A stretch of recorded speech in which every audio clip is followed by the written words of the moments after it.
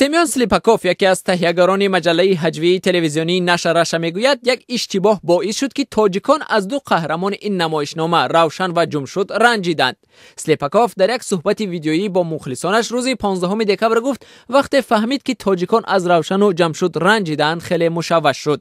سلیپاکوف گفت وقتی نشر رشا تهیه میشد یگان ملت مشخص را در نظر نداشتند، اما اشتباه از آنجا سر زد که در یکی از صحنه‌ها میخائیل گالوستیان کلمه تاجیکستان مرا به کار برد و ما قایچی کردن این کلمه را هنگام تهیه برنامه فراموش کردیم. اما سلیپاکوف در ادامه افزود این نمایشنامه در اصل حیات مهاجران را در روسیه سبکتر کرد، چون مناسبت مردم را به آنها تغییر داد. وقتی به حال آنها خیلی خوب میخندی آنها به یک نفران خودی و دوست داشتنی تبدیل مییابند، گفت او. من حتی شنیدم که بعد این نمایشنامه بعضی ها فرزندانشان را روشن نام نهاندند. این ابراز خلقی شد و بینندگان آن را خیلی خوب پذیرفتند.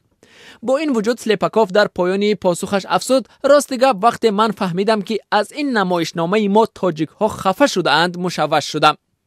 اقرار سلیپاکوف با اشتباه همکارانش در حال است که 2 هفته قبل تلویزیونی TNT پس از یک صحنه که در آن نقش تنفروش انگوش جای داشت مجبور شد از انگشتباران روسیه عذرخواهی کند. عذرنامه TNT از انگوش‌ها در میان کاربران شبکه‌های اجتماعی روسیه نیز هیاهوی را به پا کرده است و نظرها در این رابطه خیلی گوناگون است. حتی الکسی نوالنی سیاستمدار فاشکار روس به این موضوع دخل کرده دیروز در یک اظهارات تلویزیونی گفت عذرخواهی TNT یک عملی خیلی منفور بود. نوالنی در ادامه گفت اگر TNT از انگوش‌ها عذر می‌پرسد چرا از تاجیک‌ها هم عذر نپرسید؟